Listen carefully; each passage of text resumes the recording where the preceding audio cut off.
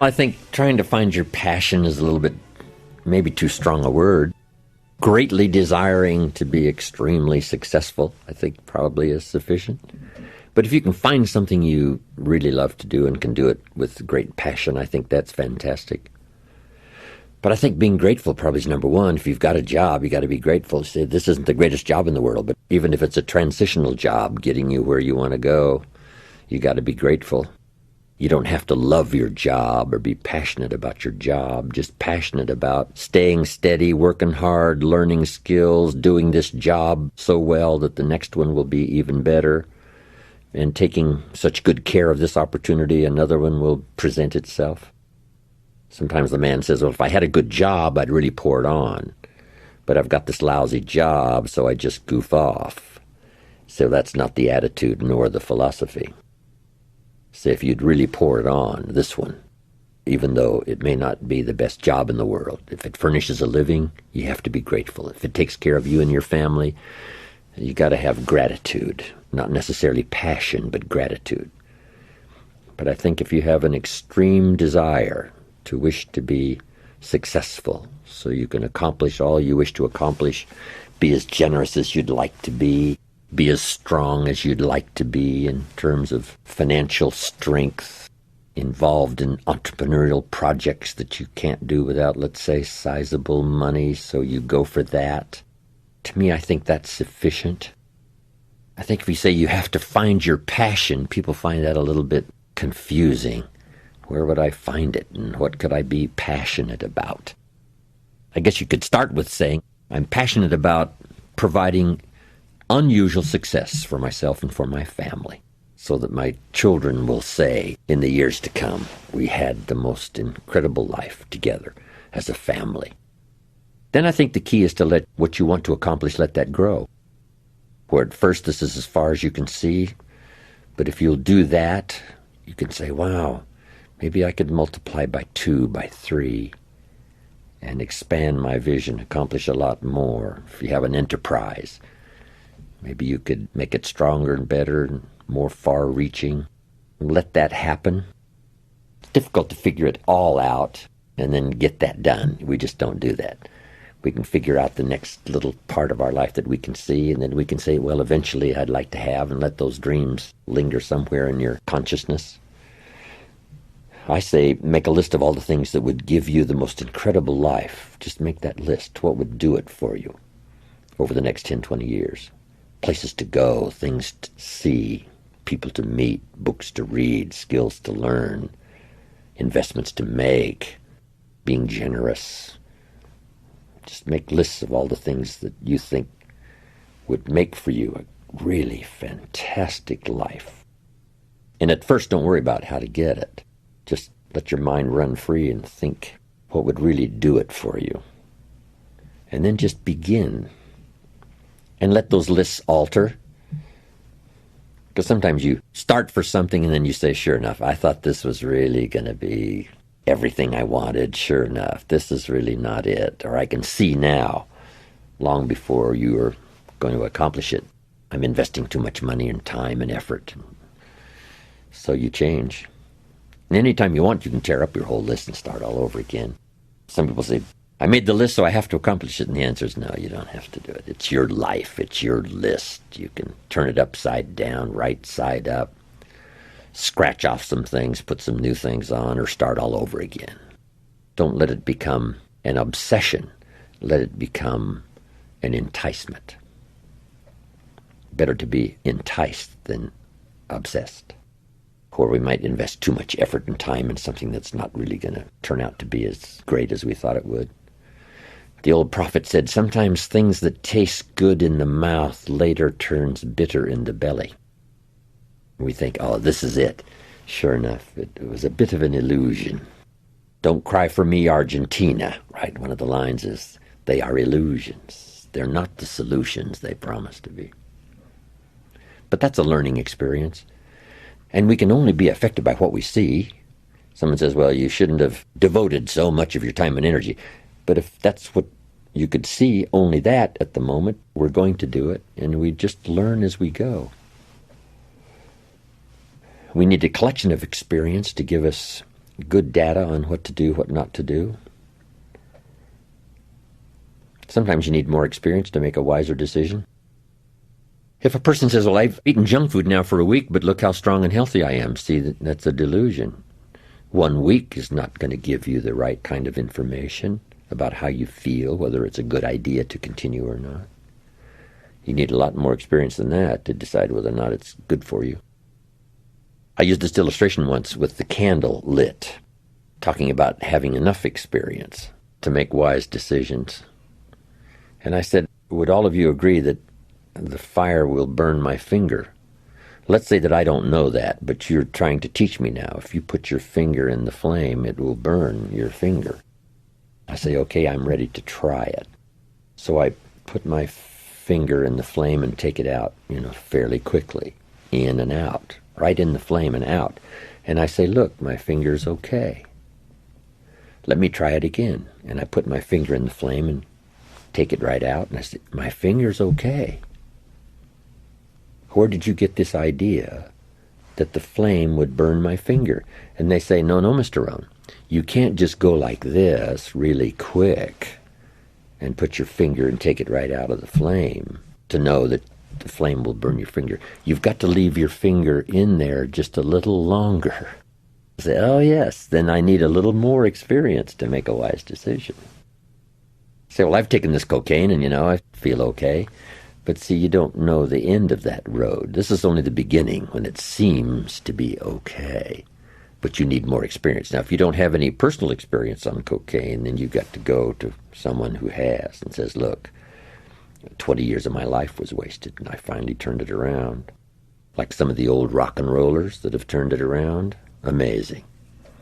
I was in Paris the other day, had 20,000 in my class. Also in town were the Rolling Stones, who rolled into Paris and stopped for a while, with Mick Jagger and all the rest. These guys got through those treacherous days of drugs and alcohol and somehow made it. A lot of them didn't make it. Boy George said, I woke up one day and all my friends were dead. That's enough experience. So maybe if you haven't had enough, you're just getting started. But you better check out somebody that's been down that road for maybe 4 or 5 years or 3 or 4 years or 20 and make a judgment based on a lot more data than just trying something to say, hey, it seems to be okay. I think that's wise advice.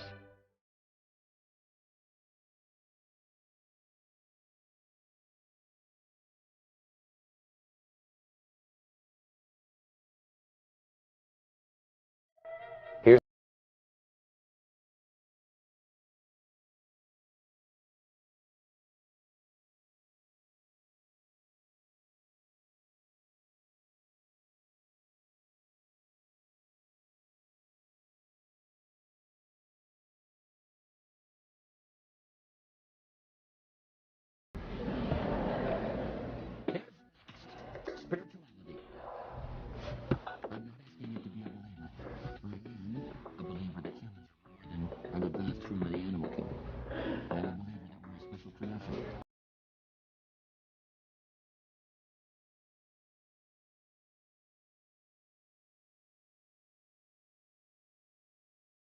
practice and teach.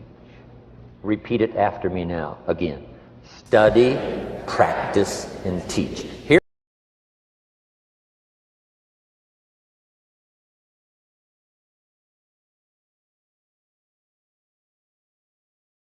are subjects to study, practice, and teach. Next, my parents taught, don't miss anything. Don't miss the game. Don't miss the performance. Don't miss the show, the movie. Don't miss the words. We're all inspired by the words. The wind, never knowing who to cling to when the rains set in. You can't miss these lyrics. You can't miss the music. You can't miss the song that nourished the soul. You can't just feel good. And one of the Beatles sings, "If not for you, I went through with no spring." couldn't hear a robin sing. You just wouldn't hear the call, if not for you. Wow. You got to remember the words.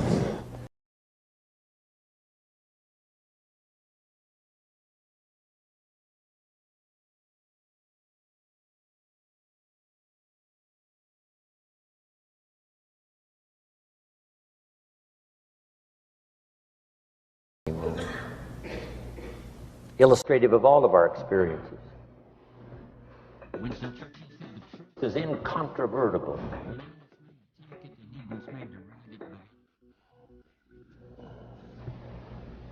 You got to use that. Feast on someone else's comments. Because, see, you could stay up all night and not think of that.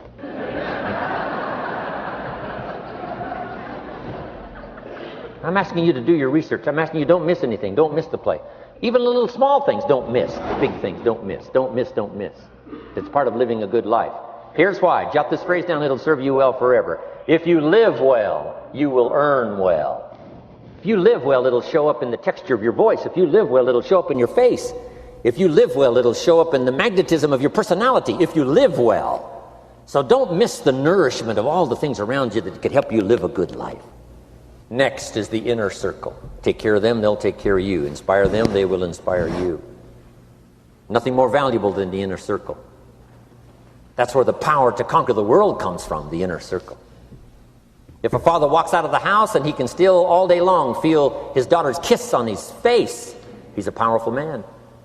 That nourishment of the inner circle is so incredible. If a husband walks out of the house and all day long he feels the imprint of his wife's arms around his body, he's invincible. Who can touch him? One person caring for another, the old prophet said, is the greatest of virtues. There's many virtues and values, but the greatest is love, one person caring for another.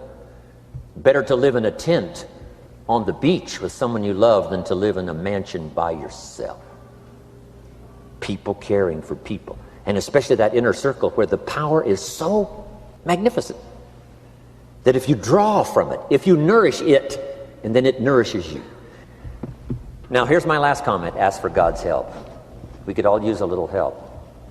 But my whole seminar was what you can do. A man took a rock pile, turned it into a fabulous garden. Somebody came and saw it and said, you know, you and the good Lord have this fabulous garden here. The gardener said, I understand your point, but you should have seen it a few years ago when God had it all by himself.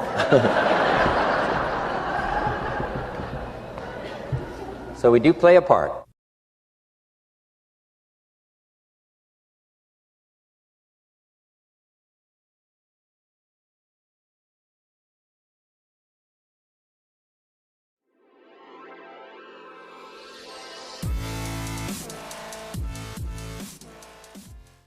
I tell the story of Lydia Cologne, who started her business with $1. When she made her first sale, she didn't have any product to deliver. She had to take the customer's money, go get the product, come back and deliver it. But she said, when I figured out how to do that, she said, my ambition soared. Not at the end of the year of some major, huge accomplishment, but just at the end of one struggle with ingenuity to try to figure out, I've showed this person this brochure, they want the products, I've got to tell them my story why I don't have any. I'll get the products, deliver, make a small profit. She figured that out. And she said, just that occasion, which is probably not more than 30, 40 minutes long, and her ambition soared. She just simply said, if I did this once, I can do it again. And then I can do it again. So it doesn't take some huge year-long project of achievement for your ambition to soar or your confidence to catch fire. All it takes is some attention to detail, figure out something, use your ingenuity, let your skill level reach up to meet what ambition you have at the moment, and sure enough, then it all changes.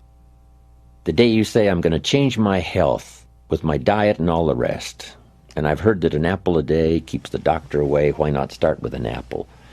And the day you start with that first apple, your attitude can change, your self-esteem can change, and you can honestly say, I'm on my way. I'm never going to be the same again. I'm not going to walk the old road anymore. I'm going a new way. It just doesn't take much. An apple can do it. Something simple that you commit to and do it, and you can say, I'm starting to make the changes. I posed an interesting question. I said, could a young boy, 8, 9 years old, buy a bottle of soap for $2 and sell it for $3? They all agreed that yes, he could. Go next door, say, Ms. Brown, I've got this soap. Mom, use it. It's the best. She says you'll get great results. It's only $3. And Ms. Brown says, well, Johnny, I've got plenty of soap. And he says, you better let me come in and check. You don't have to teach kids sales, right? I mean, they're automatic salesmen. But they all agreed that a child could take $2 and buy a bottle of soap and then go sell it for $3. Now I said this poses some interesting questions. Here's the first question. Will he do it? Someone says, well, that remains to be seen. Even if he could, the answer is, will he? And that's true for all of us. We all could, but will we? Then I said it poses another question. Should he do it? That's a good debate. So they all agreed that we eliminated whether or not he could and started talking about whether or not he should or whether or not he will, which always remains to be seen. Interesting. It's not a matter of whether or not we can. Average person of average intelligence living in this incredible country can become financially independent in a fairly reasonable amount of time. The question is not whether or not they can. The question is whether or not they will. Then the big question is whether or not they should. And someone says, well, you should if you could. But that doesn't answer everybody's life. It said the sower went out to sow the seed, and sure enough, finally the seed falls on good ground, but some of the good ground produced 30%, some 60%, some 100%.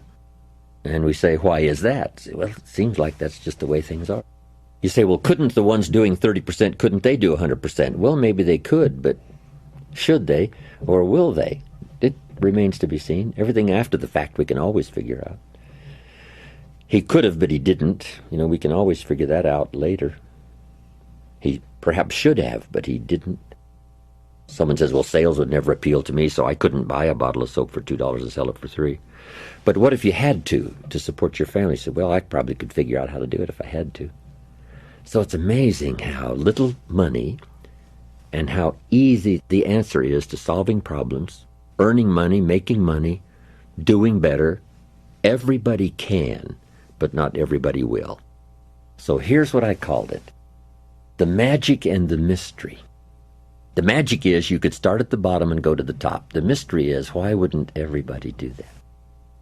That's what the storyteller does most of the time, leaves so much to our imagination. I wonder why that is. That's good for conversation.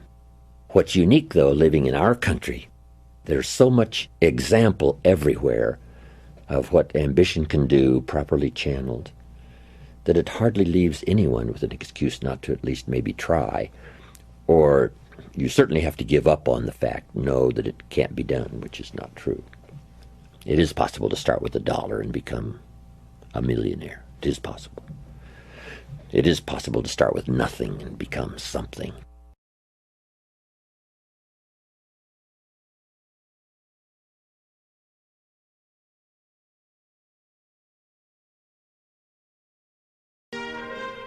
Okay, let's talk now of financial independence. Let me first give you my definition of financial independence. Number one, the ability to live from the income of your personal resources. This should be every person who lives in a free country, especially a capitalistic country. This should be everyone's goal, to someday be able to live from the income of your personal resources.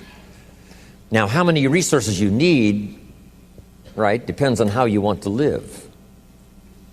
But if you wish to live modestly, it doesn't take all that many resources over a fairly brief period of time to have enough resources to live modestly. If you wish to live more lavishly, of course, you need to accumulate more resources. But that's my view of financial independence, so that you can live from the income of your resources. Now, here's what else that does. Now you can choose the work you do. Now you can choose to work or not work. Now you can work not because you have to, but because you want to. When we talk to kids about financial independence, we say, do what you have to as quick as you can so you can do what you want to as long as you can. Next key phrase. Economics is major. Everybody should major in economics because it's such a vital part of your life. A paycheck is so vital because, first of all, it provides for you and the family's survival. Second, it provides for the opportunity of success. Some people feel we shouldn't spend that much time talking about money, but we really should. Someone says, well, you know, money is the root of all evil. Not true. Here's what it really says. The love of money is the root of all evil. And I'm sure everyone here has dispensed with the idea of falling in love with money because that serves no purpose. Here's what's noble, what money can do. The projects it can support. The relief from debt it can create. Building a financial wall around your family nothing can get through. So economics is major. The key, of course, is what you do with it. If you earn a lot, you should give a lot. Key phrase from antiquity, here's what it says. If you've been given much, now much is required. If you've been given great responsibility, much is required. If you've been given much wealth, now much is required.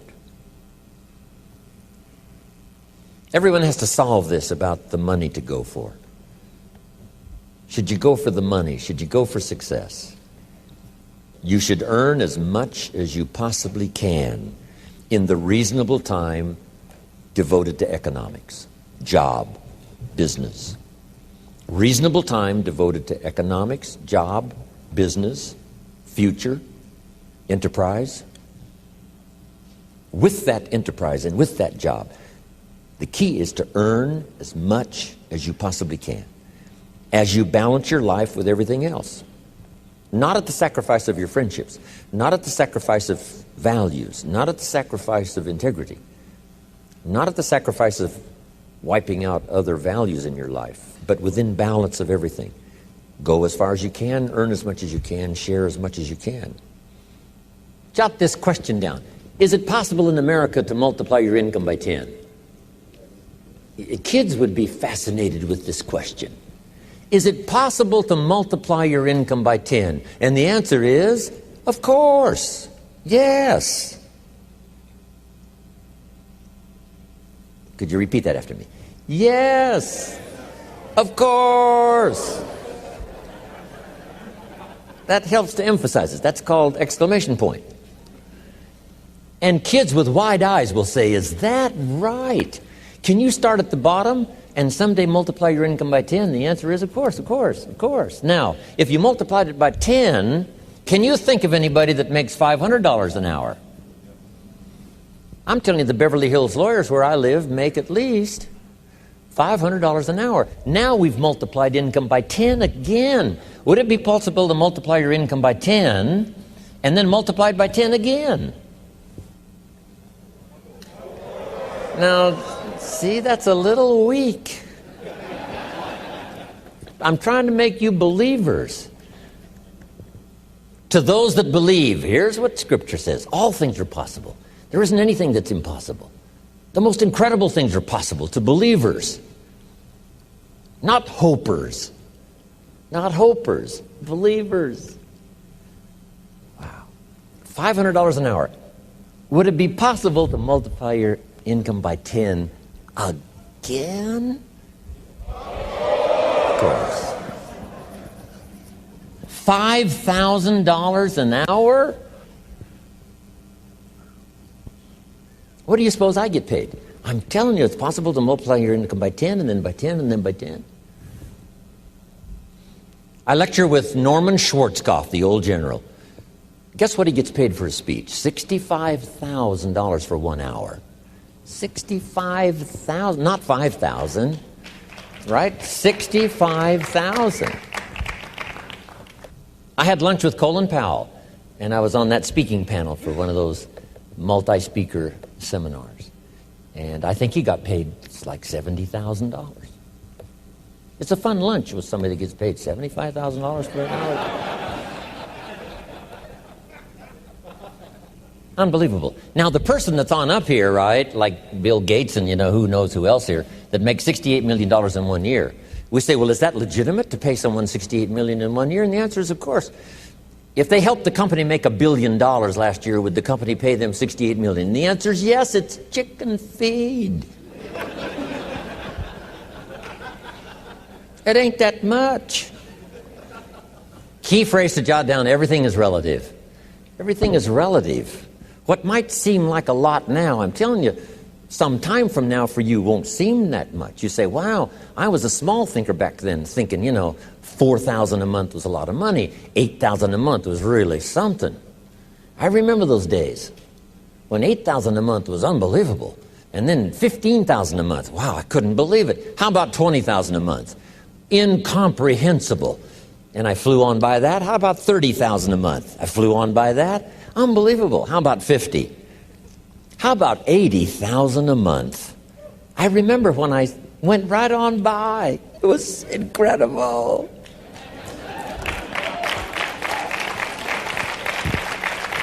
Getting paid by the week. I remember when it was, right, $20,000 a week and then $30,000 a week. How about $40,000 a week? How much property will they let you own? As much as you want. All you want and all you wish. Here's the country you live in. All you want and all you wish. That's about as good as we can make it. Next.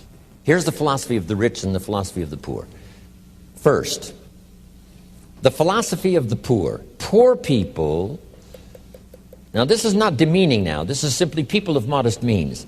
People of modest means tend to spend their money and invest what's left. If they have anything left over, they might save it or invest it. That's the philosophy, the poor philosophy. To spend your money, save what's left. Here's the philosophy of the rich. To invest your money and spend what's left. It's the same money. It's just a different attitude and a different philosophy. Either spend your money, save what's left, or invest your money, spend what's left. Now, here certainly is the better philosophy, to invest your money and spend what's left.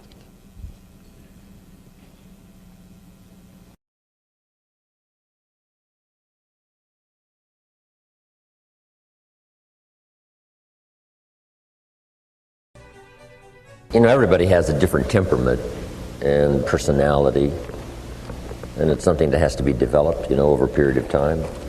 If you're too shy, you should really learn to push that into a small corner and speak up more. If you're a little too loud, maybe you should, calm down just a little bit.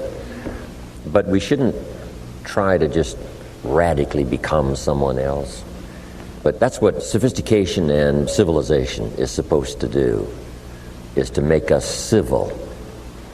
And to be civil in a civil society, we all must deal with that dark side of our nature, the positive side of our nature. And it isn't that it ever gets done or finished, but that we should suppress those things that would cause us trouble, not only within ourselves, but cause us trouble with someone else. It's a never-ending challenge, but to still always be who you are. But who we are is, you might describe it as dual nature. And the key to life is to become the most of the good in you and the least of the bad. So it's important also to see if you can't work on those things that, are not in your best interest, both in your thinking process and developing your plans for the future, or in your process of working with others, sitting at a conference table or being involved in an enterprise. That's a constant. When some become wealthy now, they have to deal with ego that didn't show its sort of ugly head until, the money was flowing like a river, and now this little gremlin on one shoulder whispers and says, now's the time, right, to, conquer the world and let everybody know you're the master. And sure enough, it can cause all kinds of problems. one of the greatest difficulties of wealth is, handling this issue of ego and keeping it under control. So we need to reveal who we are, but we also need to master the art of who we are presented as our best, as it serves us and our children, as it serves us and our friends, as it serves us in our business.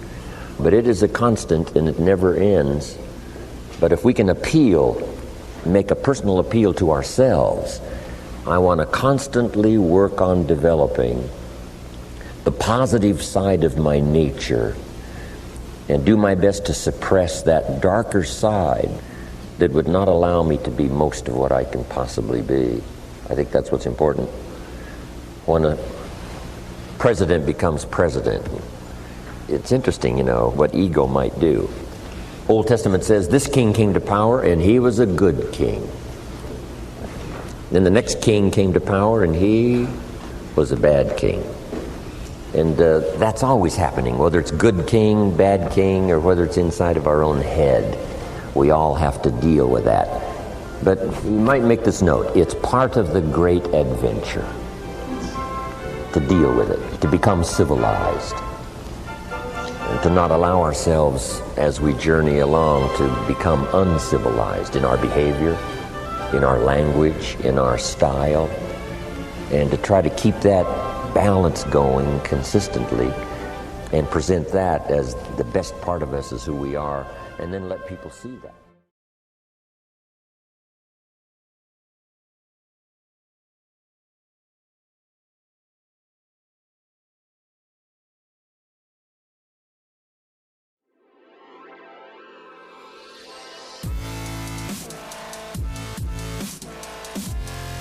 While life-changing days can be as cataclysmic as never touching another drop of alcohol, or as simple as lying to a Girl Scout, every life-changing day holds something in common. They all involve an internal battle inside our own heads, a battle that must be won. We live in a world where opposites are in conflict and we're in the middle. There's the pull to do good and the pull to do evil, to do what's right, the pull to cross the line. That bit of warfare goes on even in our own head, our own consciousness. When I was a little kid growing up, I remember this cartoon of a little boy, and it showed this little boy with a little devil on one shoulder and a little angel on the other shoulder. The little devil said to the little boy, "Go ahead and do it, it'll be okay. It'll be fine, go ahead, go ahead." And little angel saying, "No, no, no, don't do it, don't do it." Little devil said, "Yes, go ahead." Little angel voice, "No, no." And I guess that's part of our life experience. It's part of the adventure. The old prophet said, "Love good and hate evil." And if we become educated in that way, knowing when the voice of temptation is not the right road to take, we make some better choices. When I got up this morning, a little voice said, "You really don't have to do your exercises today. You could skip today. You've got some work to do." And I got in at about 1 o'clock this morning on my airline flight from Colorado Springs. But as recently as this morning, the little voice said, "You don't have to do them this morning." But I well know that if I postpone a day, sure enough, I've got to make up for it somewhere. Maybe do a modified version if I don't have quite enough time, but don't let it just go. But we all have that. That's fairly constant, what voice to listen to. I guess part of the answer here is not to become a victim of yourself. Beware of the thief on the street that's after your purse, but also beware of the thief in your mind that's after your promise. The little thief in your head that says, "You're too tall, you're too short, you've never done it before, it's not going to happen for you. Others can find this book, you can't find it. If you found it, you probably wouldn't read it. If you read it, you probably wouldn't understand it." This is a constant bit of warfare going on inside of our head.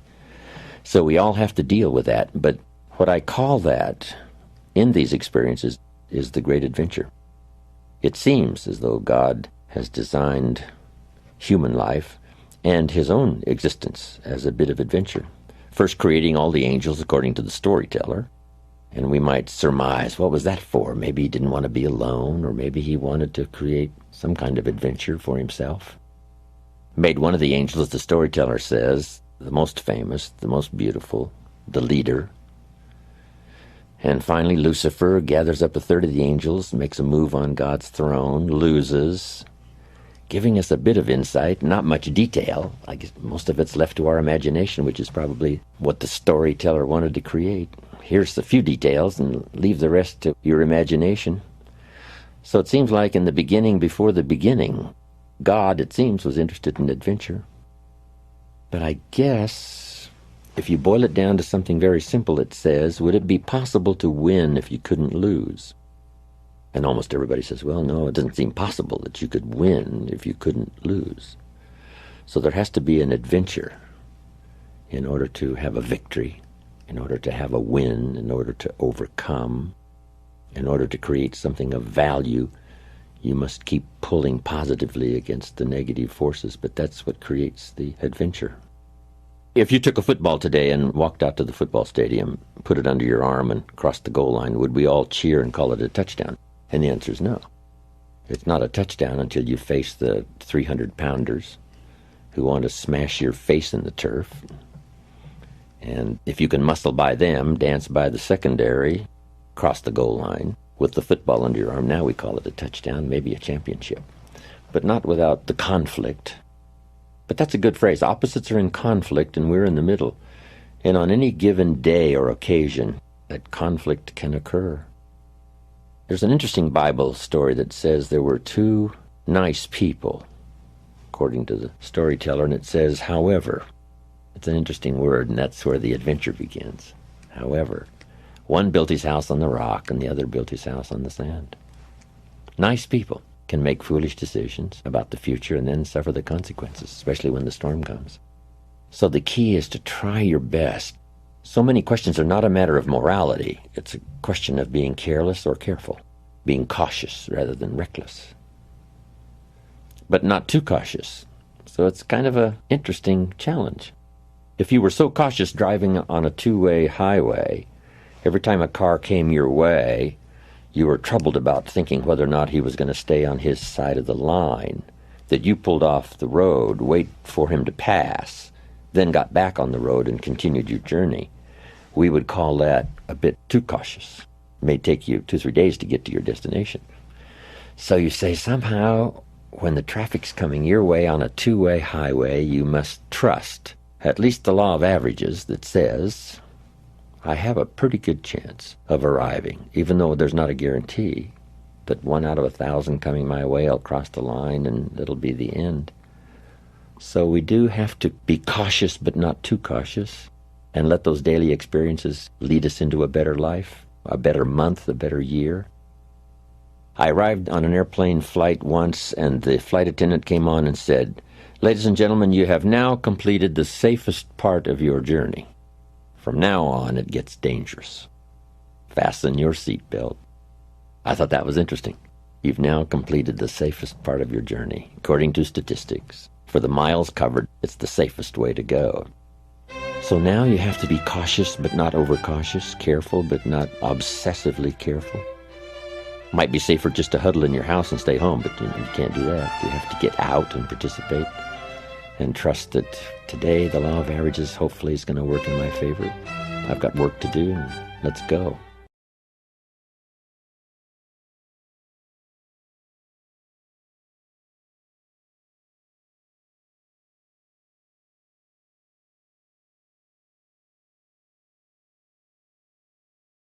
I got rich by the time I was 31. Here's the best advice I give my teenage friends. It was easy. What can I tell you? It was hard? No, it was easy. I'm a millionaire by 31. Let me tell you how I did it. I got 3 reasons why I got rich by the time I was 31. Let me give you those. Here's number 1. I lived in America. I mean, how lucky can you get? America's easy. That's why everybody wants to come here. People haven't plotted and schemed for 50 years saying if I could just get to Poland, everything would be okay. No. The boat people are not desperately trying to get to Vietnam. No. They're not squeezing through the fence to try to get into Mexico. No. Neil Diamond says, looks like everybody's heading for They're all coming to America. Why? Everybody wants to come here by every means possible to get here. Why? Because America's easy. So if you go home with anything, go home with that. Mr. Rohn reminded us that America's easy. He got rich by the time he was 31. America's easy. Bangladesh is hard. Just take that home. Here's the average yearly income in Bangladesh, $120. That would be hard. Tell me hard versus easy. So America's easy. Cambodia would be hard. The Khmer Rouge killed 2 million Cambodians to make communism work. That's hard. America is easy. India would be hard. They got their challenges these days. Tough. America's easy. China would be really hard. Underline really and make a study. It's hard. America's easy. And now in about 90 days you can have that memorized. I'm telling you, that's all you need. I got rich by the time I was 31. I lived in America. America's easy. Now here's number 2. I found an opportunity. That's all you got to do in America, search for an opportunity. Take the first one, right? Try it. If that isn't it, it leads to another. One door closes, another door opens. This is what's exciting about America. It's full of opportunity. A chance to try, and then what? Try again, and then what? Try again. Never run out of opportunity to try. See if you can't better your life and your health and your future and your bank account and your income. Make your fortune here. I lived in America, number 1. Found an opportunity, number 3. Number 2, here's number 3. I found a teacher. What a grand and glorious, unique thing that was for me at that time in my life. I found a teacher willing to teach me. And his teaching came in 2 parts. Here's what it was, very simple. Number 1, Mr. Rohn, you have evidently messed up between ages 19 and 25. Now, I could understand that. But he didn't leave me there. He said, now here's the answers on how to change it all, the next 6 years, so that the next 6 years won't be like the last 6. What an incredible teacher. Taught me how to have a whole brand new 6 years. First 6, what? I messed up. Second 6, what? I got it right. Second 6 years, I became a millionaire. During that second 6 years, the government was about the same. I'm telling you. Interest rates were about what? The same. The pay scale was about what? The same. Lord knows my negative relatives were the same. Circumstances were about the same. The economy was about the same. The unions and their philosophy was about the same. What was going on around me was about the same. Then how come I got rich that second 6 years? I was not the same. I changed.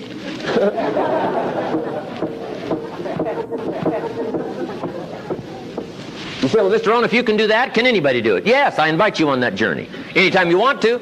You can stay the same so that the next 6 years will be like the last 6. Take a look at the last 6 years. And I'm telling you, the next 6 years of your life is going to be like the last 6. Unless you want to count on this short list that we call not much list. Most everybody's counting on this not much list. What if all of your negative relatives turn positive? What would that do for your future and your fortune? What? Not much. Not much. What if prices came down a little? What will that do for your future? I'm telling you, not much. If the economy gets a little better, what will that do?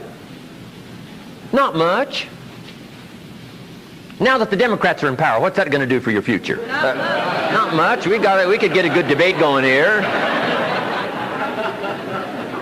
If the Republicans would have stayed in power, what would that have done? Not much. Hey, we could get a good debate going here. I'm telling you, it's a not much list. If you don't make plans of your own, guess what? You'll probably always fit into someone else's plans. Guess what someone else may have planned for you?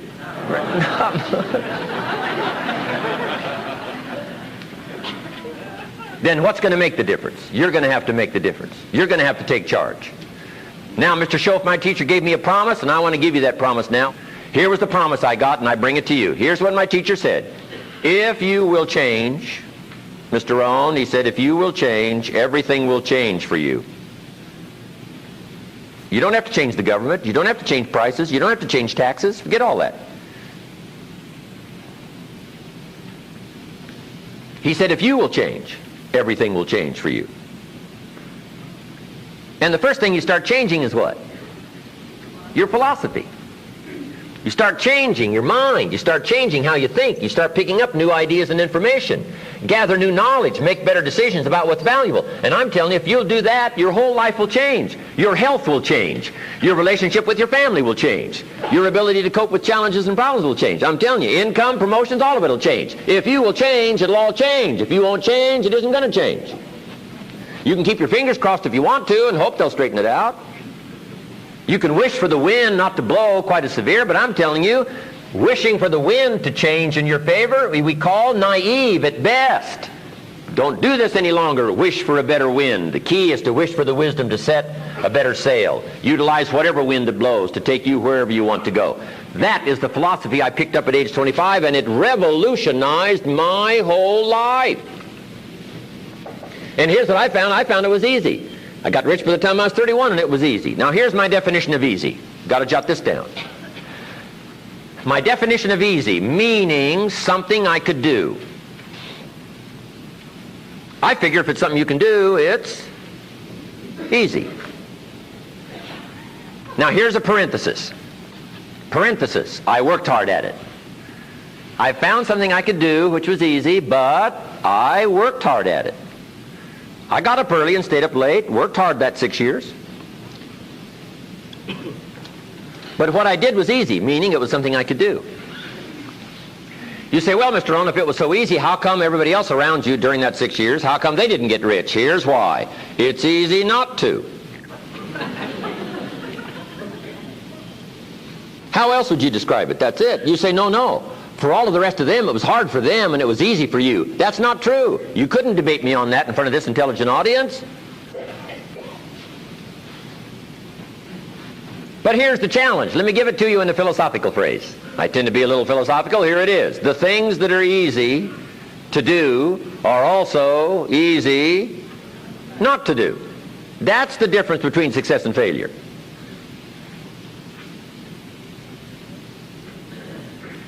So you've got the choice here today of one of two easies. Easy to or what? Easy not to. I can give you in one sentence how I got rich by the time I was 31. Here it is in one sentence. I did not neglect to do the easy things I could do every day for 6 years. Underline. I did not neglect. That's the key. I found something easy I could do that led to fortune, and I did not neglect to do it. Major reason for not having everything you want in America. Major reason for not having more of what you want in America. More health, more money, more power, more influence, more everything. Major reason why you don't get it. Simple answer. Neglect. Neglect. And here's the problem with neglect. It starts as an infection. And if you don't take care of it, it becomes a disease. And here's what else is the problem. One neglect leads to another. Neglect to do wise things with your money, you'll probably neglect to do wise things with your time. Neglect to do wise things with your time, you'll probably neglect to do wise things with your business. One leads to another, leads to another. Pretty soon, neglect has you by the throat, emptying your purse, emptying your heart, emptying all of your chances for equities and power and all the good things. Neglect. What if you should be walking around the block every day for your good health and you don't? I'm telling you, you're on the wrong track. You should do it, you could do it, you don't do it. That's called formula for disaster. All you've got to do is let that and a few other things accumulate for 6 years, and now you're driving what you don't want to drive, wearing what you don't want to wear, living where you don't want to live, doing what you don't want to do, maybe having become what you really didn't want to become. I'm telling you, that's it. Just neglect along, drift along, and it's got you by the throat. It'll take all your values, leave you with just a little bit of dust in a summer wind, and it'll soon be gone. I hope I said that well. That's it. It's where I found myself at age 25 until my teacher came along and said, Mr. Rohn, up till now you've messed up. Let's see if we can't clean that up, change it all. I did. Changed my life. Not just the money, all the rest of the values that came pouring in when I understood that it was me. It was me. So take the easy approach. This stuff's easy to figure out. Getting rich is easy. I teach it to teenagers. How to be rich by 40. 35, if you're extra bright, this stuff is not difficult. I love to teach kids enterprise.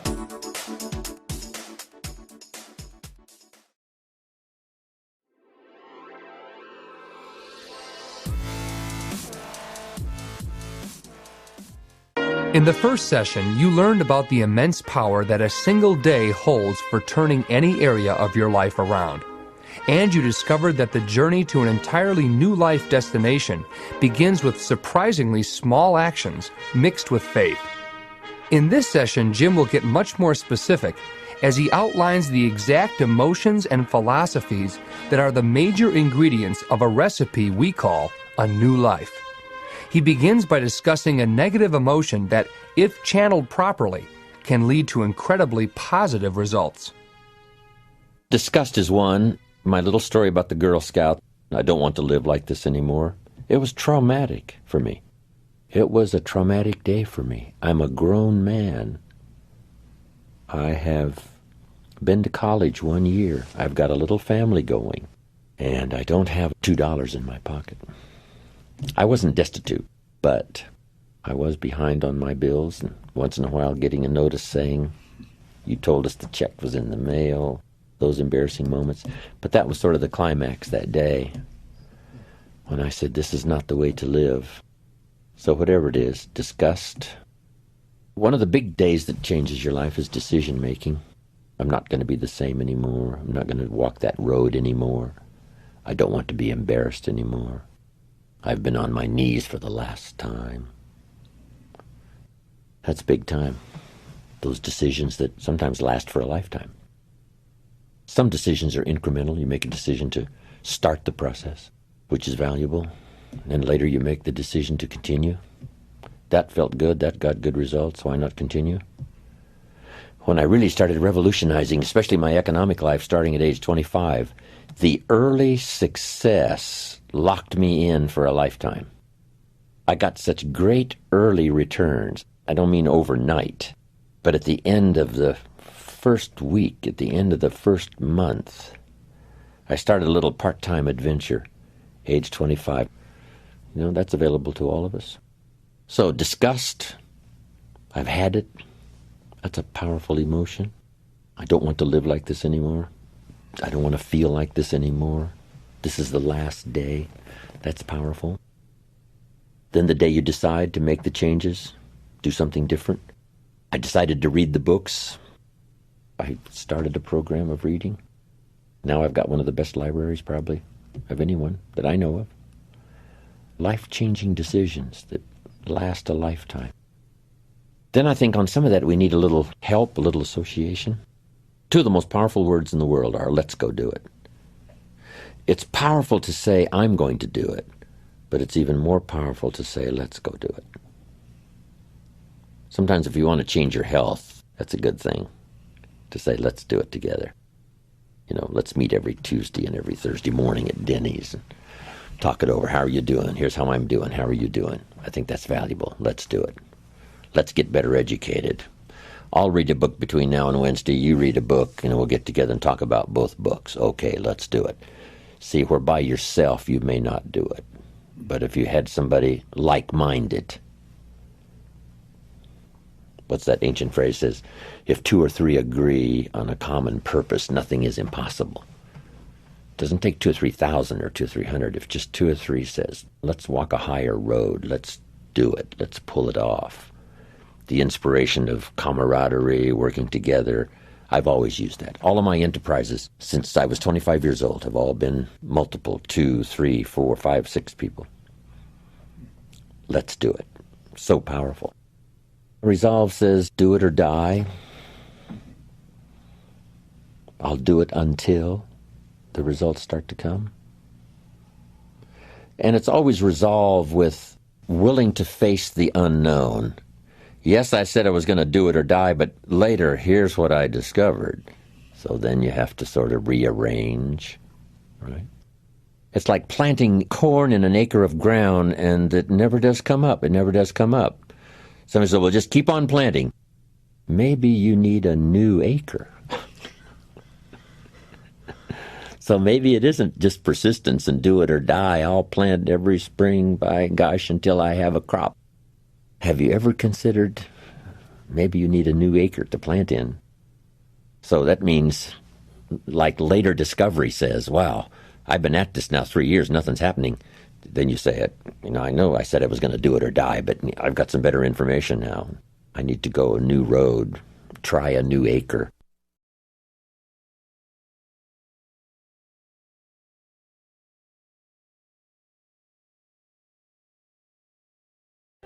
The best way I can care for you is to care for myself. The best gift I can give you is the gift of my personal development. If I become 10 times wiser, 10 times stronger, 10 times more capable, think of what that will do for our friendship. The first self-interest is to survive. I do an interesting thing now on the instructions given to the first couple, Adam and Eve, after the garden experience. The instructions were, number one, multiply. It's a lonely world with two people. But the second instruction was interesting, and I try to find ways to translate it when I lecture in other countries. And it says to be fruitful or productive. First, you need to produce enough to survive. If a man is by himself and he produces enough for himself, that's called self-care. Then, if he wants to live a higher life, a companion or get married, he now must produce enough for himself and his wife. Somebody says, well, why work that hard when you could just take care of yourself? Well, that's okay. This is not a moral question. This is a question of, do you wish to live a higher life, a better life? And almost everyone would agree that would be a better life, to be with somebody. But now comes the challenge now to produce enough for two instead of for one. Now they decide to have children. Now the man must figure out a way to produce enough for himself and his family, his children. And the question always is, why do that? Why not just take care of himself? And said, this is self-care. First to survive, then to live a better life. He pays that extra price of producing more than he needs for himself so that he can live a better life. Then the next challenge is that the end of it? And the answer is no. Why wouldn't the man think of ways now to produce more than he needs for himself and his family? And the question is, why work that hard? Why do that? And the answer is to be generous, which is an even higher life. Then I take it two more steps. Why not accept the challenge to produce much more than you need for yourself and for your family? Somebody says, well, that's ridiculous. Why do that? You don't understand. It's to live a higher life. Then I take it one step further, to produce far more than you need. What a way to live. Extraordinary. It's okay to live an ordinary life and a pretty good life, but how about an extraordinary life? To produce far more than you need for yourself and your children. Suppose you make $10 million a year and you and your family only need $3 million. Some families are more expensive than others, but let's say $3 million would pretty well cover most every family. Now you've got $7 million to give, to share. How about that kind of life? It's called extraordinary. To produce more and far more than you need for yourself.